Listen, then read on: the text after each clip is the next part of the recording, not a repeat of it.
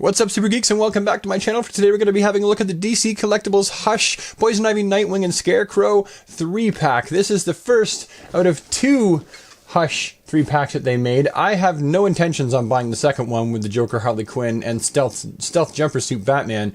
That figure I've never liked. I just think it's pointless and it's a waste. They should have given us a Tim Drake Robin instead with the Jim Lee sculpting. That would have been far, far superior. But this one I am excited to get because my Scarecrow broke. I had the Nightwing with a completely different paint job, and I really just like the fact that Poison Ivy is actually molded in green. So this is one that I'm really excited to get. So let's open it up. Out you come, boys and girls.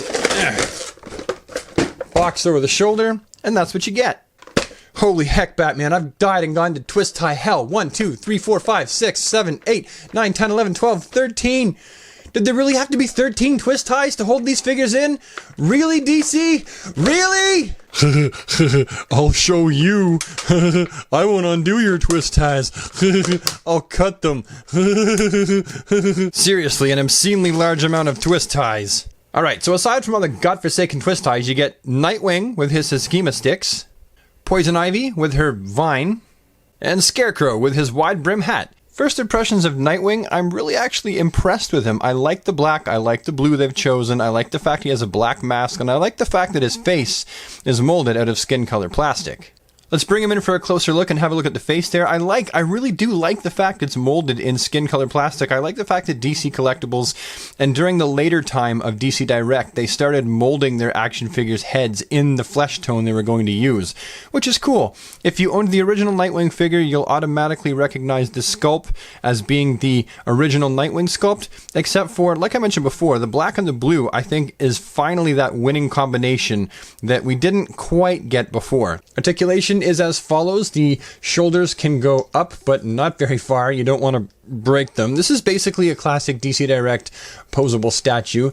You have elbow articulation, single hinged on both, but I really don't want to force it or push it. I could do the Boyle method, but I'm not even going to bother. It's supposed to have articulation at the elbow. It's supposed to have articulation here at the shoulder. It can go around 360 degrees, but I honestly wouldn't even try to bend those shoulders up any further. No ab crunch and no waist articulation, but it does have a considerable amount of stuck leg.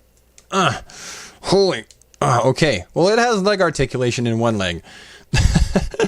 I'm sure if you put this in boiling water, I'm sure that, this will loosen.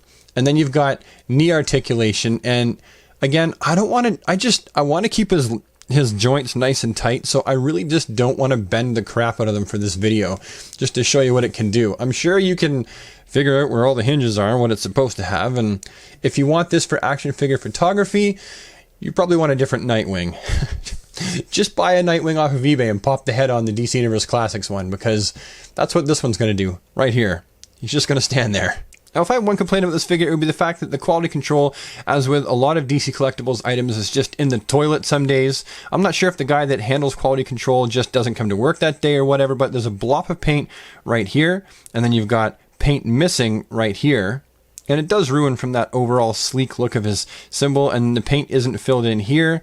So if I had one complaint, it would be that the blue, which is half the reason I bought this, I love the blue tone they've used, is kind of sloppy, and that's a bit of a letdown. Next we have Poison Ivy, and what I like about this figure is all of her skin tone has been molded in that green color. I really, really like that. It lowers the chances of scuffs that you're going to get on this figure, and I really do appreciate the orange and the green that they've used better than the original. And I really did like the original. I just think that this one is its superior older sister. Articulation for this Poison Ivy will be as follows.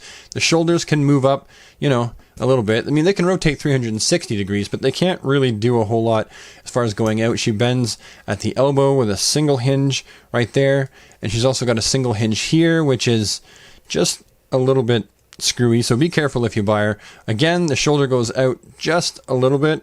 That's about what you're going to get before you're starting to force it.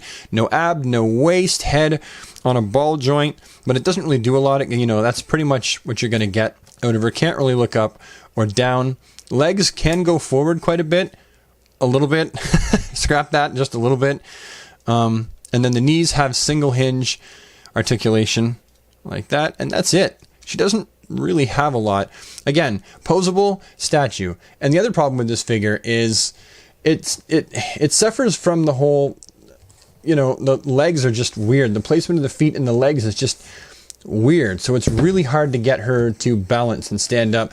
And quite often, she's going to fall over and knock over all the rest of your DC figures in your Batman display like dominoes. And you're going to find them broken on the floor. So please make sure you use a figure stand with this one, because she's a killer.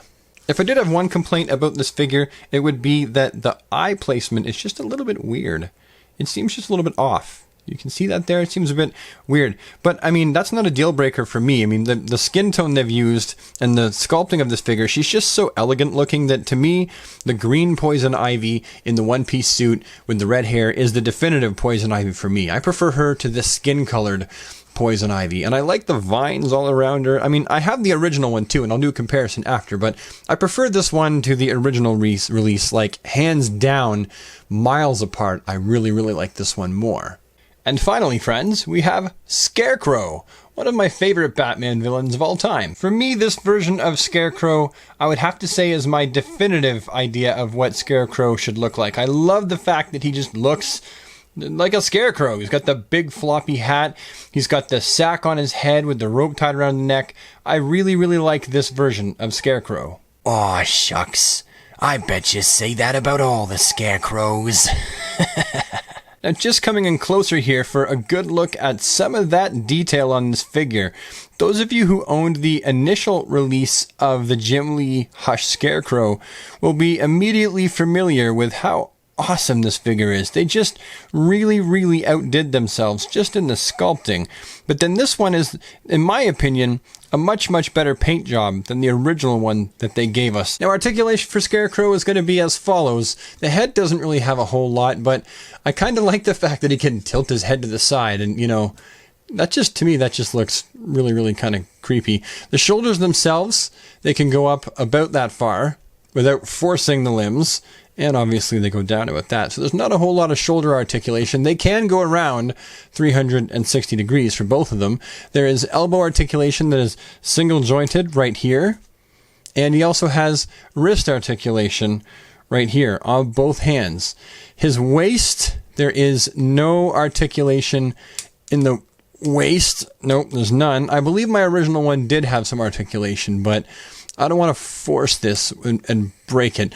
You've got the leg articulation, and he can sit his legs forward just a whole bunch, and he can move them back about that far. And for the knees, you've got single jointed articulation. Not a whole lot there for this Scarecrow. Yeah. And then the ankles, you've also got 360 at the ankles. So there's not a whole lot of articulation. This really is a glorified shelf item. But then again, what DC Direct figure isn't? And I think that we all know that when we purchase them. I've never been an articulation hound. So for me, the limited articulation in this figure, much like you hear me say quite often, is not going to be that much of a problem. Come on, stand up, Poison Ivy. Come on, stand up. What's wrong with you? Why don't you stand up? See what I mean about it's difficult to get Poison Ivy to stand up? She's just like, nah, not today. I think I'm just going to lay here on the floor. Okay, so now I've just got some of the original vanilla release of the Hush character set alongside the three that came in the box set. The Ra's al Ghul, the Huntress, the Superman actually comes from a Superman Through the Ages box set, the original release of Batman, and also the Joker, although I've switched his hands because they were just stupid with that gun. And as you can see, that Nightwing, I think, is a much, much better representation of what he actually looked like in the Hush storyline. What do you think? I think they look just swell. Now, I did just want to give you a little bit of a look at both of the Nightwing figures that I do have from DC Direct. I don't have the initial release. This is I believe it's the 2-pack Origins Nightwing figure, and the head sculpt is actually from DC Universe Classics because I nicked the head off of that one and stuck it on the DC UC Nightwing. But just for the body comparison of the color, it's a major difference. It's light blue on dark blue as opposed to blue on black. Major, major difference. And as much as I like the one on the left, it just doesn't do it for me as for a definitive Nightwing figure. So I'm really glad to have this one.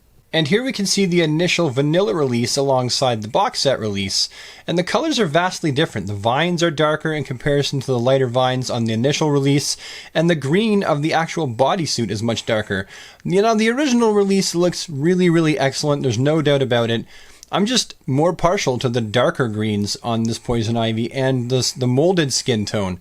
However, looking closely, I think I actually do like the original Ivy head better. I just wish that her hair was the darker red, like the one on the left.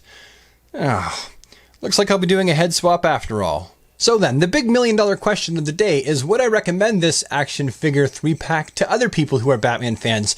My answer is absolutely. Even though the blue paint is kind of sloppy on the front of Nightwing, and Poison Ivy's face just looks a tad off, this is still excellent bang for your buck, and I'm sure that you can find versions of this out there that don't look like mine, that don't have the slight problems I have. If you could perhaps see it first in person before you order yours off of Amazon or off of Big Bad Toy Store or eBay, then that would probably cut out a lot of the problem of getting poor paint apps. And that's something that DC Collectibles and DC Direct and Mattel have contended with right since day one. Anyhow, friends, that about does it for this review. So, hopefully you found this review enjoyable, informative, and possibly just a little bit entertaining. If you have, don't be afraid to leave a like down the bottom, because that's going to let me know that you liked it. If you have any comments at all, also leave those down in the comments section, because I really do like to hear from each and every one of you. I enjoy reading those comments just about as much as I enjoy making these videos. If you think you'd like to see more of this kind of content end up in your inbox, well, just hit the subscribe button, ding the bell, and you'll never miss a video. And on that note, I'll have to catch you next time. Take care, everybody. See you later.